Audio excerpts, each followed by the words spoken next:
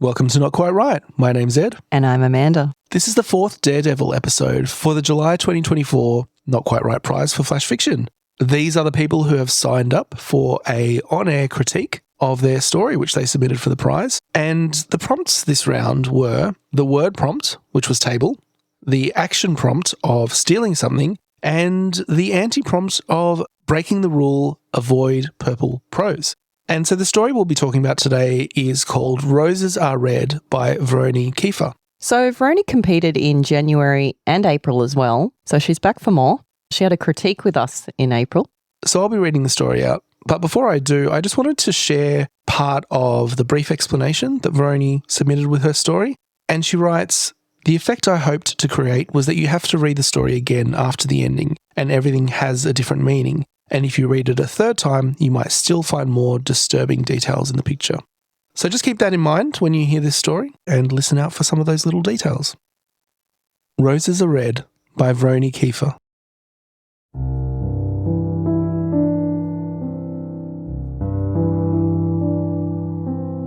King Tyro tenderly watches Princess Rose's fragile frame as she is about to awaken. "Good morning, sleepyhead. I made breakfast for you."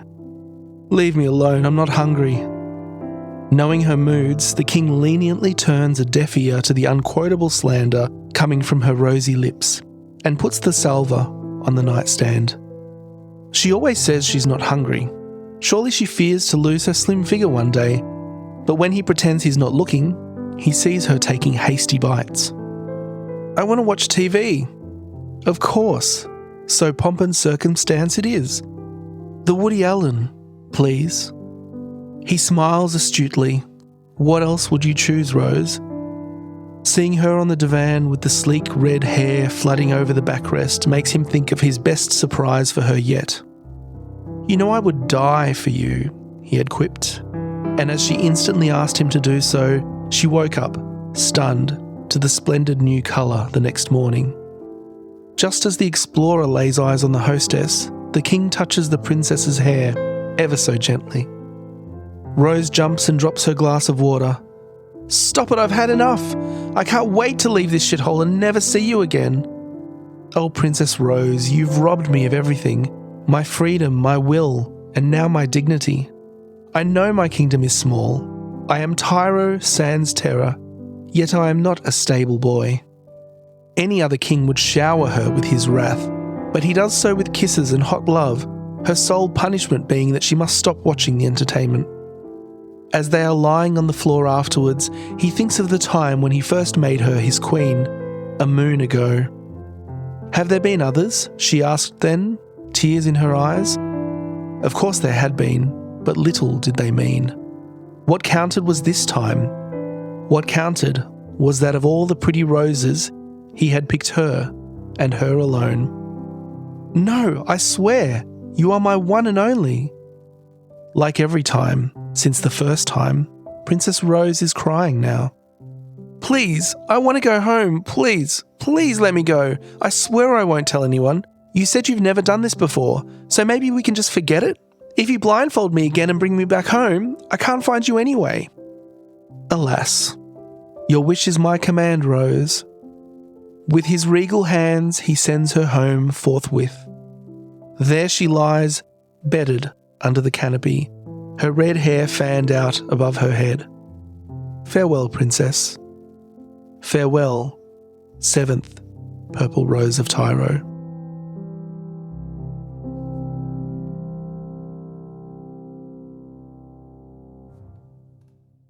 So thanks, Vroni, for sharing your story with us.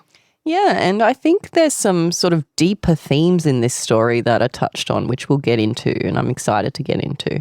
But how about we take it from the top and just sort of work our way through? The story begins. King Tyro tenderly watches Princess Rose's fragile frame as she's about to awaken.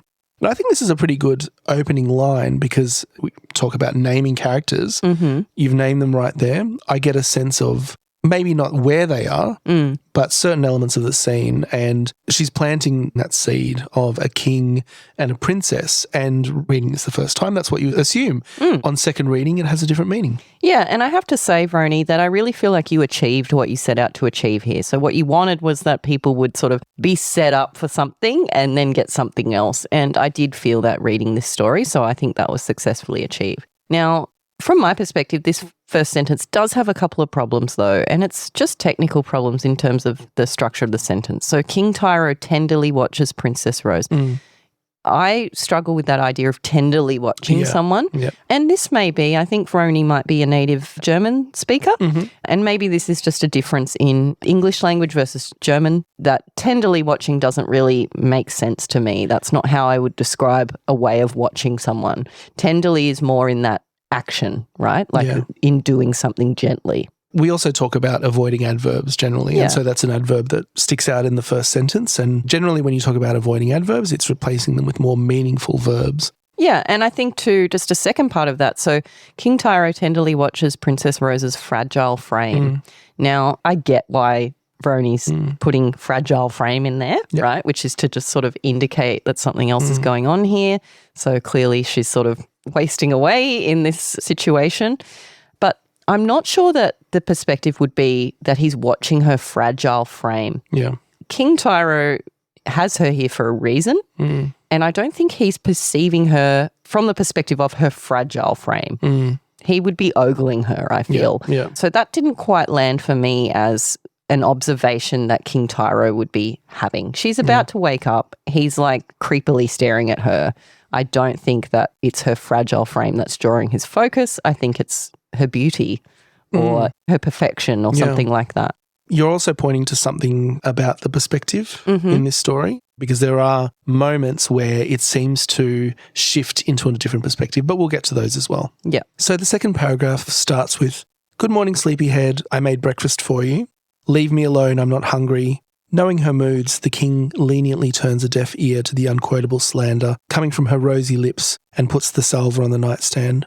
So just a formatting issue that I'd call out here. We have a quote, "Good morning, sleepyhead, I made breakfast for you," and a reply, "Leave me alone, I'm not hungry." And then we're back into the king's head for the next line, but they are all on the same line. So this reads very confusingly. So what we would recommend is just breaking those all onto a separate line so we can easily follow that one person is speaking, then another person is speaking, and now we're back to the main perspective character. Yeah, so a good rule of thumb is basically every time the speaker changes, the person speaking, you drop it onto a new line, and every time the actor changes. So if they're not speaking but they're doing something, or in this case thinking something, you would then drop to a new line.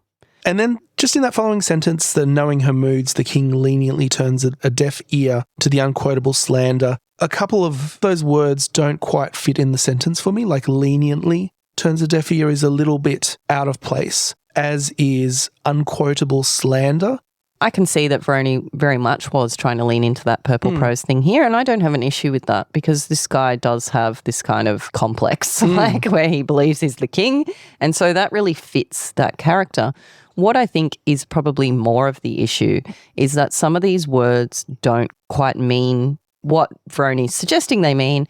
And while that could be a quirk of this character, I do think it reads awkwardly. And there's quite a few moments like that. And I will say that there were a few stories like that in this round where people were throwing in these sentences or these words that didn't actually make sense. And I think we're going beyond potentially the comprehension of the author in that case as to what those particular words meant. And I'm not talking about Vroni's story right now, but in some cases it felt like someone had right-clicked and said, "What's a synonym for this word?" and put the word in, when in fact that wasn't a straight synonym and does not mean what it's intended to mean in that context. And as a reader, like when you're reading something and it doesn't quite fit, that's a problem because it's going to distract you out of the story. And so I think that's what you're saying there of like, okay, you didn't need to quite go that far. We don't necessarily need the biggest word you can find. It still needs to flow and make sense. So another example would be later when she says, "I want to watch TV," and his thought is, of course, so pomp and circumstance it is. Now, to me, pomp and circumstance does not make sense in that sentence. even though it fit the character to say that, it didn't fit the context of what he was saying. And so that took me out of the story as I was sort of trying to understand what you meant by that. And I think that's a problem. I think you need to be as clear as possible so that the reader can follow along with your train of thought. What did you think about the reference to Woody Allen there? Okay, so I would say on first reading, I found that really jarring and strange.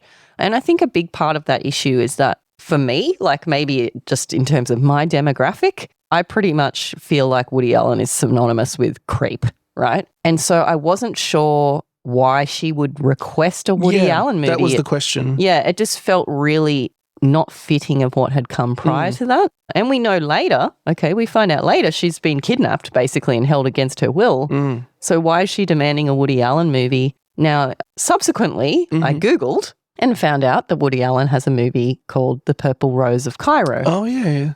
And that's, I feel like, a big assumption on the part of Vroni here that the reader would be able to know that, because there are references to that throughout this story, including the final line. And what I think is really exciting here is that Vroni is thinking deeply and linking these sort of bigger ideas that come from outside of the story and bringing them into the story. And I haven't seen this film. Have you seen it? I have not, no. No, but it sounds really fascinating. So I was, like I said, I quickly Googled it and basically it's really cool. It's kind of meta. So a woman in the theater goes to watch a movie and in the movie, like things are happening, but the man in the movie, the actor, falls in love with her while she's watching it. And he comes out of the movie to be with her instead of the woman he's meant to be with in the movie. And then the producer of the movie comes after them and he tries to like woo her so that she'll leave the actor alone so that he'll go back to the movie. And then meanwhile, she's got this other abusive boyfriend who gets, anyway, it's like a complex story. I actually think I have seen this. Okay. I did go through a Woody Allen phase in my 20s.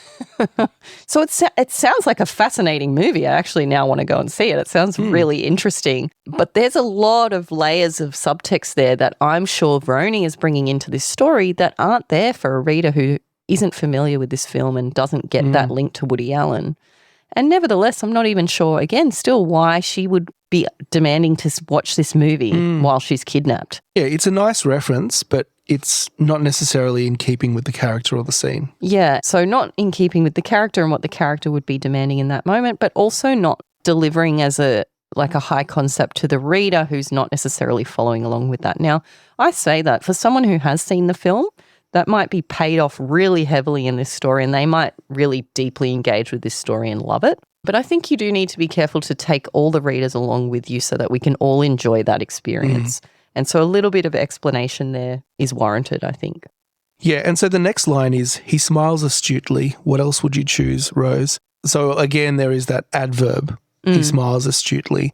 And it's difficult to picture what that might look like. What might someone smiling astutely look like? So just be careful again with these adverbs and adding complexity, trying to tell these emotions, but, not really capturing them in an accurate or meaningful way. And what else would you choose, Rose? Again, I think that is difficult to understand if you haven't seen that movie, right, for a reader. And the movie isn't even specified, right? That title isn't specified. Yeah. I got that from Googling and figuring out which one she meant. In this story, it's only referenced as the Woody Allen, which, of course, there are many. So the next part is the sequence where he says, I would die for you. And just to be clear, that's DYE. And then basically he does it. He dyes her hair and she wakes up stunned to the splendid new colour in the next morning.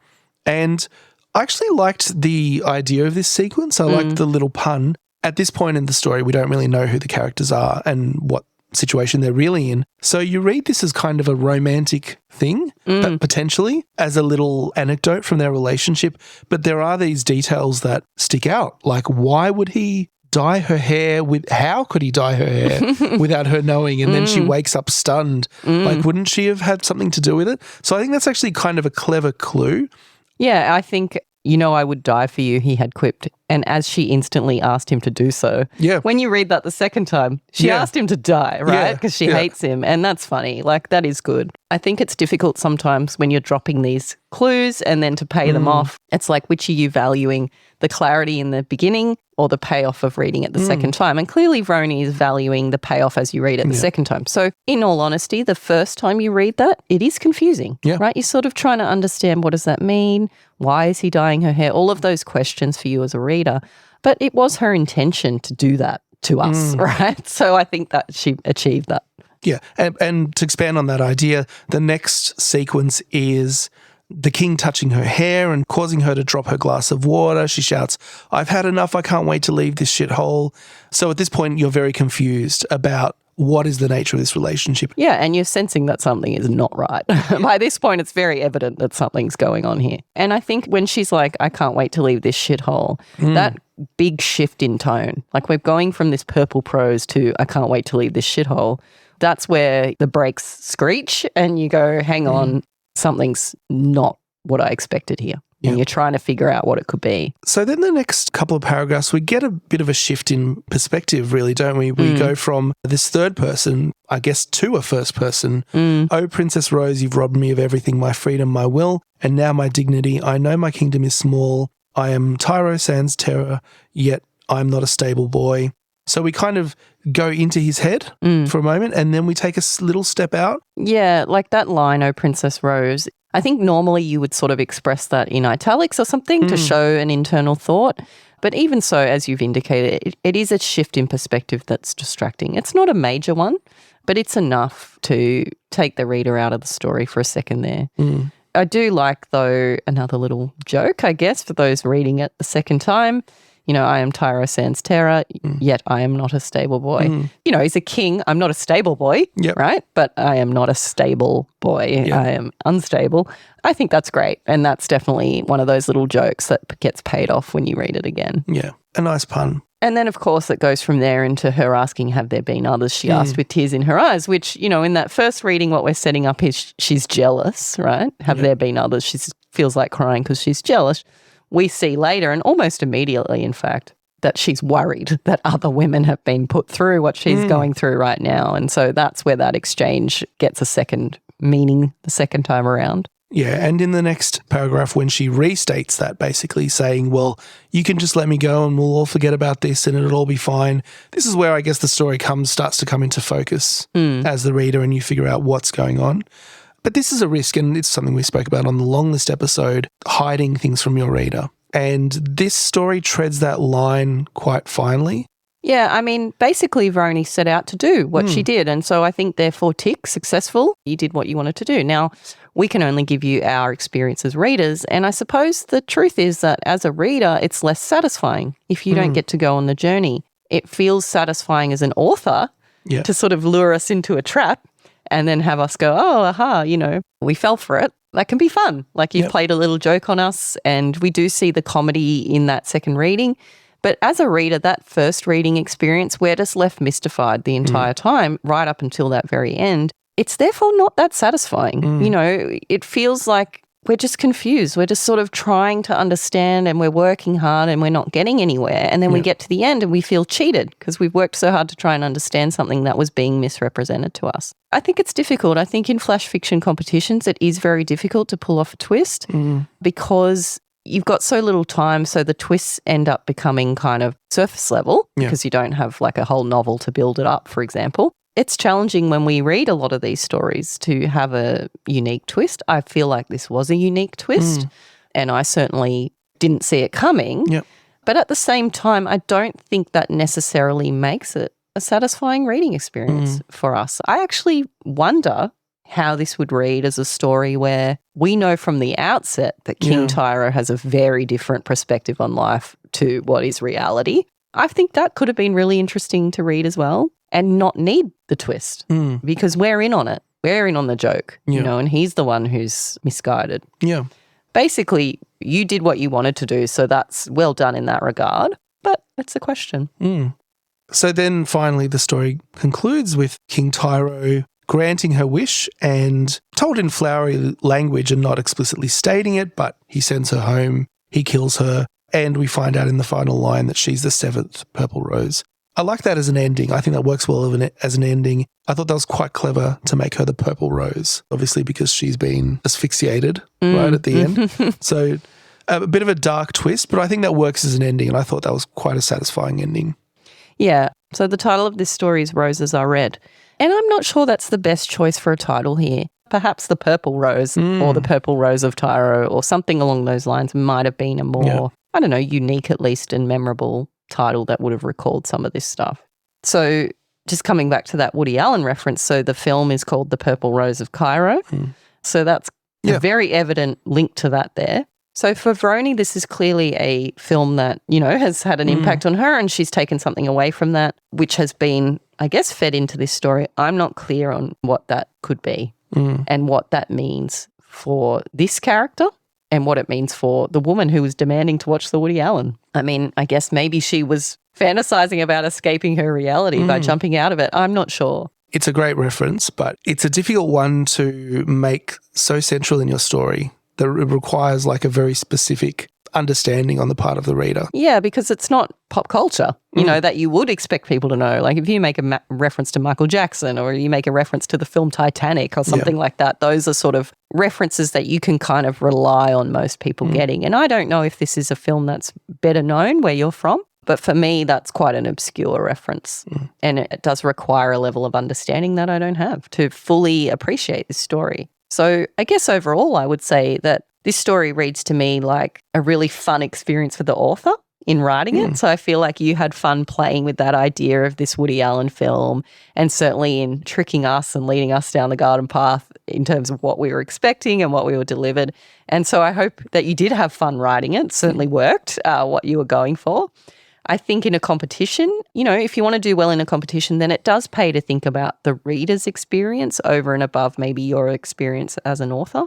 But look, I wouldn't take that away from you. If you're having fun writing, then by all means go nuts, in my view. That's a win in my view. One thing I just wanted to point out, because we mentioned this in our long list episode in talking about tropes, is the surprise serial killer trope.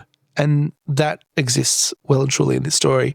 And so that may be another factor why reading to the end of the story and finding the twist that actually he was a serial killer all along, although it was handled quite well in the story and it was, as you say, an original take on that, it is something that we do read a lot. Yeah, so it is hard to make that pay off in a satisfying way, even when, as in this case, we didn't get it till the very end. Like I didn't see it coming, but we knew something was coming and didn't know what it was. In terms of the prompts, so for the use of table, we had both unquotable and stable. So we had two uses there. I think that was fine, appropriate. That worked well. In terms of the stealing something, well, this was a person being kidnapped. So, I mean, that's great drama. Good choice for stealing something. And then we've talked about the purple prose already. This was one of those ones that I would have fit into the category of character voice. So the character voice here being a serial killer with delusions of grandeur. But I also just wanted to point out that in terms of the stealing something prompt, Vroni also mentioned that all 2024 action prompts were in this story. She couldn't resist. So that includes spilling something, picking a winner, and stealing something. Yeah. So again, I feel like the writer is having fun here, right? And playing with this story. So that's a win. Yeah, and I think there is a lot that is good about this story. We do have two characters. They're in a tight scene. I think that the character of King Tyro comes through very clearly in this story, both in the voice, which utilizes the anti-prompt really well, and I do like all the details. I think the details are well selected. But yeah, I did enjoy this story, and it was actually out of the Daredevil stories that we had this time around, it was the one that I rated the highest. I think we both put it in the maybe category. And so it was then various degrees of maybe with a little bit more, maybe with a little bit less. So based on that, it's not too far off a long listing. Yeah, so hopefully our comments here have given you a bit of insight into maybe what kept you off that final little bit that you needed to get you onto that long list. And it wasn't much. Look, I think clarity, as we've said, a bit more clarity, maybe taking the reader on the journey a little bit, considering the reader's experience, bringing them along. If you want to bring in that Woody Allen reference, making sure we get it too, I think is super important, because clearly there was some layered meaning here that we didn't have access to. And I would have liked to have had access to it. I feel like that would have deepened my experience of this story. It was original. It was a great take on the anti-prompt, and it had some great moments and some great comedic moments too once you read it that second time. So really a lot of things working in its favour. So congratulations on all of that. It seems like you did have a fun time writing it. I hope you didn't have an excruciatingly painful time listening to us talking about it, but we did enjoy it, and I think there is a lot to like here. But what do you think? I mean, you might have a different view to us. Like, I would actually really love to know what you intended by this Woody Allen reference and whether you would recommend this as a film, because it sounds kind of cool. Yeah, do let us know. Thanks again, Vroni. And we'll be back soon with our 5th and final Daredevil for this round. And until then, right on. Right on. We hope you enjoyed this special Daredevil episode of Not Quite Right. If you have thoughts on this story, follow us on social media and join the conversation. And if you'd like to participate in the next round of the competition, head over to our website at notquiteright.com. That's WRITE. Something doesn't seem